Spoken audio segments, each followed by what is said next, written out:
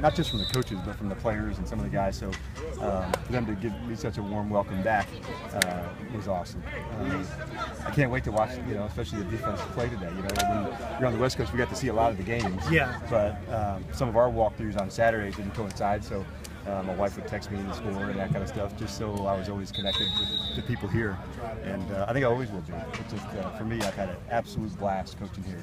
And I think it was just all the people that were part of this entire university, from Jeremy and Will, and just, they treated you in a first-class way. And then it was really my first experience at a big-time college. I coached in the NFL for 10 years, so I thought I knew what it was like, and then I didn't. And then I realized what an important job we as coaches had to help develop the guys, not just on the field, but off the field too.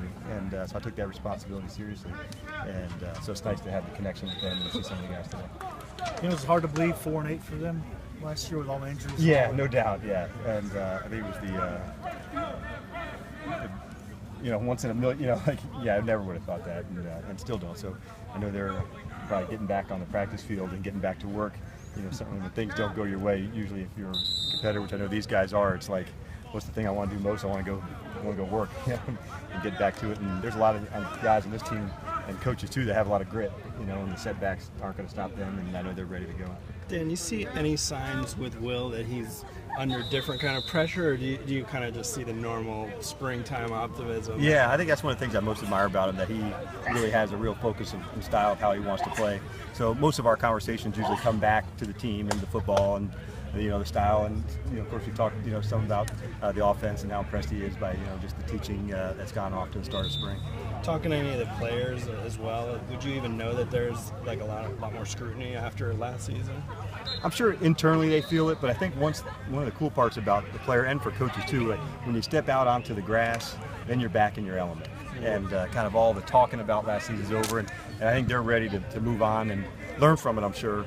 But I know they're just chomping at the bit to get going. You can feel the energy of just the guys and in the walkthrough, in the meetings, and being around them. So I can certainly feel it. It's neat to see guys like Ronald and Dominic getting ready to make that jump to the next level. Yeah, I got a chance to see them both in Indy, which was a good thing. And I've stayed in contact with both of them, especially Ease, when he got injured. So I wanted to make sure I stayed connected with him. I had such a good relationship with both of them.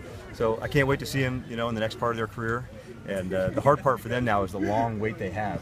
Now it's even further, to find out what team they're going to play with. It's all the way into May now. So that's the hardest part for those guys. Any of them lobbying you to? Oh yeah, there's no question. Yeah, and that part, I'd be fortunate to coach either one of them. So the scouts and those guys do it, and really it comes down to the tape. What they put on the tape, and that's really what all of us go back to look to. I know there's pro days and combine, but when you're evaluating football players, the best thing to do is watch them play. And I've learned that, and certainly those guys have done a good job in that way. It's got to be